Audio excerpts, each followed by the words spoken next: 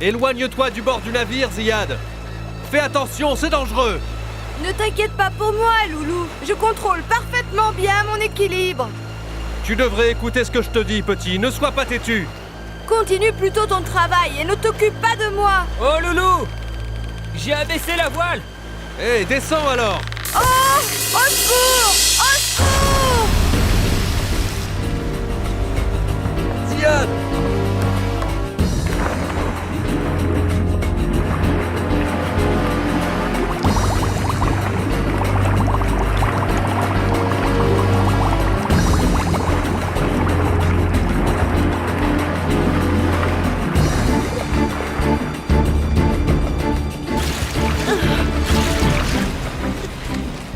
Ziad, est-ce que tu vas bien? N'aie pas peur, ne t'inquiète pas. Fais bouger tes pieds dans l'eau, ne reste pas figé comme ça, enfin. Je n'y arrive pas. Tu as bu beaucoup d'eau salée, mon pauvre garçon. Quand tu remonteras à bord du bateau, je te guérirai avec l'aide de Dieu. Mais quel bateau! Il est en train de s'éloigner. N'aie pas peur. Il est en train de faire demi-tour pour revenir nous chercher. N'aie pas peur. Morgane et Loulou savent très bien se débrouiller.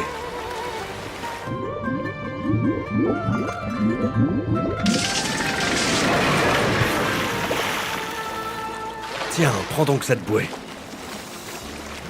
Ne vous éloignez pas, capitaine. J'ai peur. N'aie pas peur, je suis près de toi, n'aie pas peur.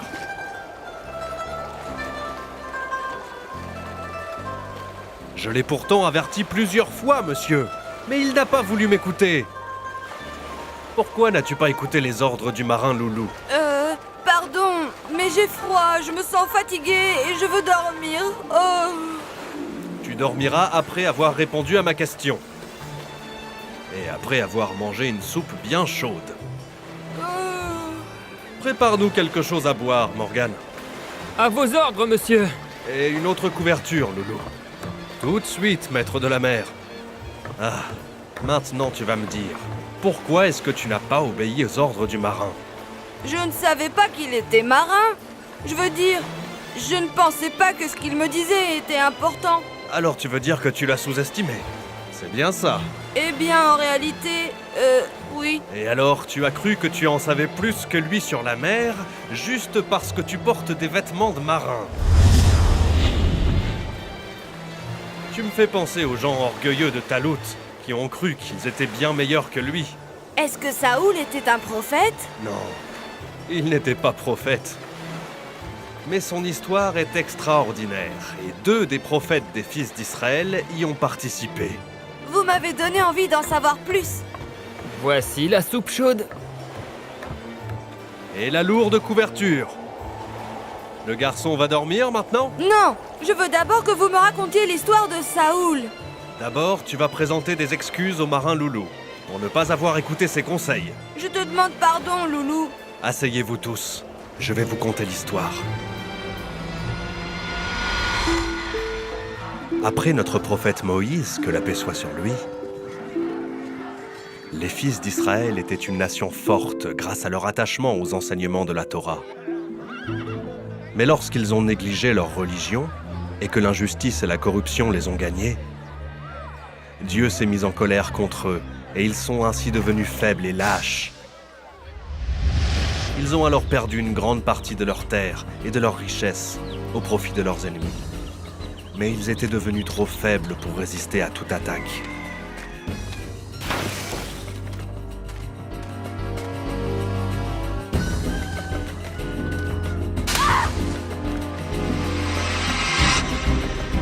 Les personnes les plus influentes se sont alors réunies pour discuter du problème et essayer de le résoudre. Nous devrions tout d'abord commencer par reconnaître le problème, si nous voulons véritablement le résoudre. Je ne comprends pas ce que tu veux dire, marchand de graines. Que veux-tu dire par là? Ce que je veux dire par là, c'est que nous allons être vaincus car nous n'avons plus rien et nous ne possédons pas de chef unique. Nous n'avons pas de roi sage qui nous gouverne. J'ai la solution. Il faut que ce soit moi, votre roi. Tais-toi donc, Azraoul. Même le bétail dont tu fais le commerce, il ne voudrait jamais de toi en tant que roi.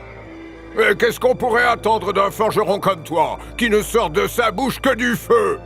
Éloigne-toi de moi et ne t'approche pas. L'odeur du bétail sur tes vêtements est insupportable. Arrêtez, ça suffit. Nous sommes toujours vaincus à cause de notre rivalité et de notre jalousie les uns des autres. Quand nous déciderons-nous à mettre enfin de côté nos différences? Quel gâchis!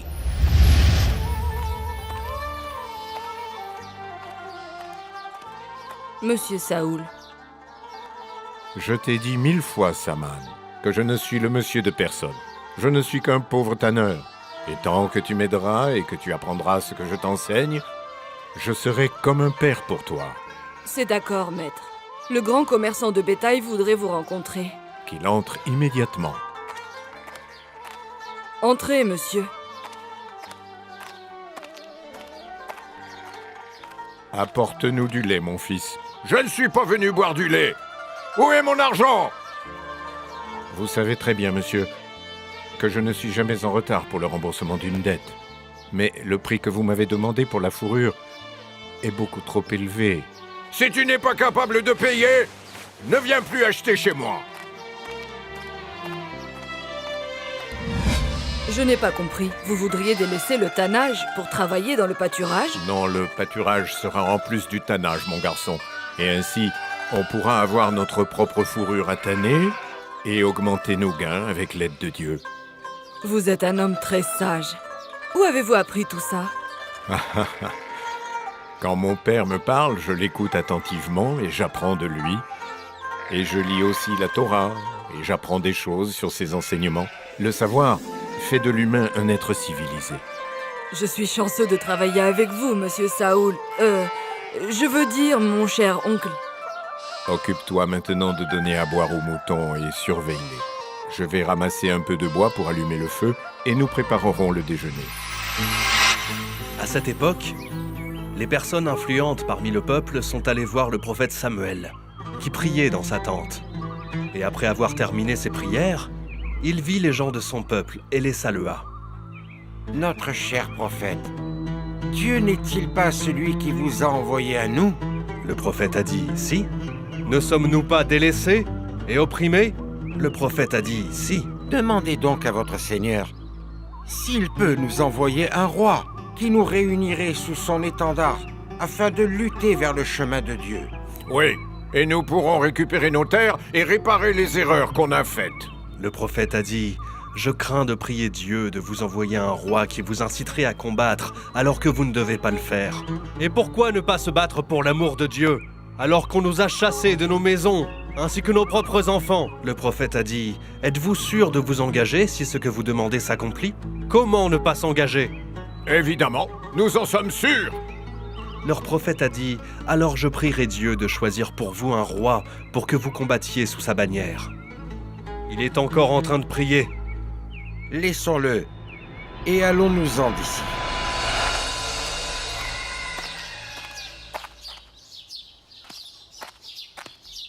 Où sont passés les moutons? Je ne sais pas quoi vous dire. Je me suis endormie et lorsque je me suis réveillée, il n'était plus là. Ah, ceci est ma faute. Je suis le berger. J'aurais dû faire attention à mon bétail. Vos mots me font plus de peine. Qu'est-ce qu'on va faire maintenant?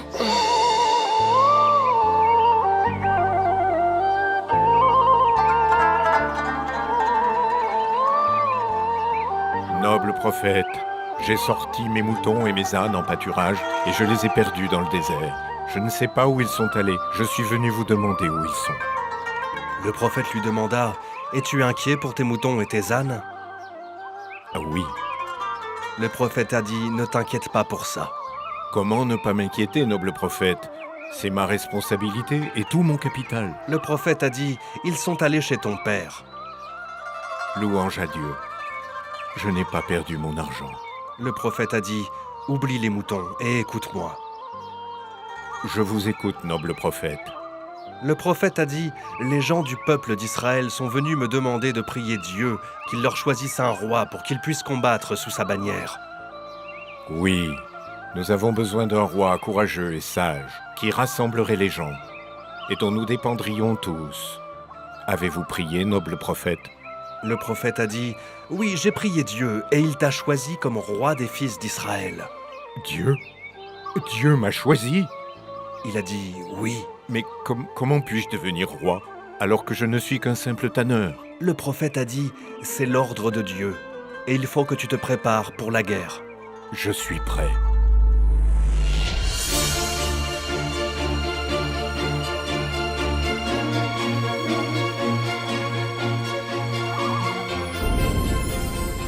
Le lendemain, les fils d'Israël se sont réunis avec le prophète Samuel, qui a dit, « Dieu a choisi Talout pour devenir votre roi. » Talout? Impossible! Cet homme deviendra notre roi? Comment peut-il devenir roi? Nous sommes plus dignes de la royauté. Le prophète a dit, « Ô peuple, pourquoi croyez-vous que vous êtes plus digne que lui? Parce que nous sommes beaucoup plus riches. Regardez donc ses vêtements. Il s'habille aussi pauvrement que le plus humble des bergers. » Le prophète a dit, « L'éthique dans la royauté n'a rien à voir avec la richesse ou la pauvreté, mais avec la capacité de gouverner un peuple. » La capacité? Quelle capacité? Le prophète a dit, « Talout est le choix de Dieu pour vous. Il a été choisi par Dieu le Tout-Puissant pour ses connaissances et sa capacité. Nous voulons bien vous croire, noble prophète. Mais comment voulez-vous que nous oublions que c'est nous qui sommes les maîtres de cette nation? Comment Dieu a-t-il pu nous ignorer et le choisir lui? Et pourquoi choisir ce Talout précisément? » Le prophète a dit, « Je ne suis pas en mesure de demander ça à Dieu. Les prophètes ne demandent pas, ils écoutent et obéissent. Et ceci est le choix de Dieu. » Mais pourquoi n'est-ce pas notre droit de demander pourquoi Dieu l'a préféré à nous? Ce sont ses connaissances qui ont fait de lui l'élu. Dieu lui a donné le savoir et la condition physique. Cher peuple, vous avez trop débattu pour savoir si je mérite d'être roi ou pas. Bien que ce soit Dieu qui ait choisi pour nous. Il veut vous protéger du danger du roi Goliath, qui vous a volé toutes vos terres et toutes vos richesses, et dont l'armée se prépare à vous tuer.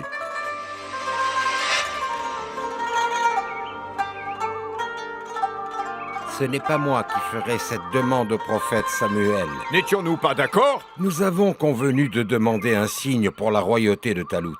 Un signe qui prouverait clairement que c'est bien le choix de Dieu. Mais nous ne nous sommes pas mis d'accord définitivement pour que je sois le seul intervenant. Parlez moins fort, sinon vous allez déranger le noble prophète. Excusez-nous, noble prophète. Nous étions en train de parler au sujet de Talout et nous craignons fort qu'il y ait eu une quelconque erreur. Pas une erreur à proprement parler, noble prophète, mais plutôt un malentendu. Pour être franc, cher prophète, comment être sûr que c'est Dieu qui a choisi Saoul pour nous? Nous voulons un miracle pour prouver sa bonne foi. Le prophète a dit, « Allez au temple demain. L'arche de l'Alliance vous reviendra. » Allons-y.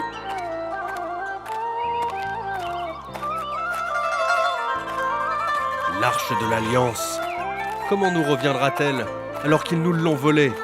Il se trouve dans un village isolé, tout près d'un fleuve. Il faut à peu près une journée entière de voyage pour y arriver. L'arche n'arrivera jamais. Ainsi, nous aurons le droit de refuser Saoul et de choisir un autre roi. Sont-ils morts également? Oui. Tous les jours, nous retrouvons un certain nombre d'hommes décédés à l'intérieur du temple, sans explication claire aucune. Ce qui est étrange, c'est que quand on installe les grandes statues, elles tombent à chaque fois. Mais elles ne tombent pas n'importe comment. Elles tombent surtout avec la tête en premier vers le sol. Les gens ont peur d'entrer dans notre temple, malgré que nous y réservons l'arche de l'Alliance. Voulez-vous la vérité? Oui, certainement. Cette arche de l'Alliance est la raison de ces innombrables destructions. Tu as raison. Depuis qu'on l'a volée, les catastrophes nous assiègent. Je pense qu'il faut la sortir du temple et s'en débarrasser. Comment pouvons-nous nous débarrasser d'un poids aussi lourd? Nous la mettrons dans un panier en bois et l'accrocherons à 2 forts taureaux et qu'ils s'en aillent dans le désert. Ne vous l'ai-je pas dit? L'arche de l'Alliance ne reviendra pas. Je suis sûr que nous perdons notre temps, messieurs. Je propose que nous allions voir le prophète pour qu'il demande à Dieu de nous choisir un véritable roi digne de ce nom. Regardez, regardez le ciel!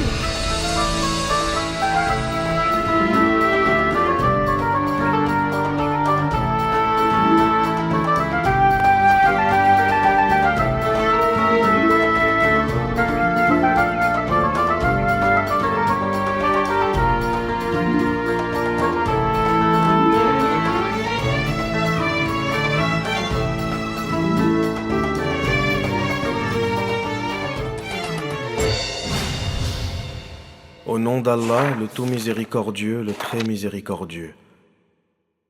Leur prophète leur dit, « Dieu vous envoie Saoul comme roi. » Ils s'écrièrent alors, « Comment pourrait-il régner sur nous? Nous avons plus de droit que lui au trône, et il n'a même pas l'avantage de la fortune. » Le prophète répondit, « Dieu l'a choisi de préférence à vous tous, et il l'a favorisé en science et en force physique. Car Dieu donne le pouvoir à qui il veut. Il est omniprésent et omniscient. Allah le majestueux a dit vrai. » Qu'est-ce que l'Arche de l'Alliance? Qu'est-ce qu'il y avait à l'intérieur? Je te répondrai demain, si Dieu le veut. À présent, il est l'heure de se coucher. Je veux juste connaître la réponse. Ne sois pas obstiné comme le peuple de Talout. Tu dois apprendre à dormir à temps. À vos ordres, maître de la mer. Bonne nuit, monsieur.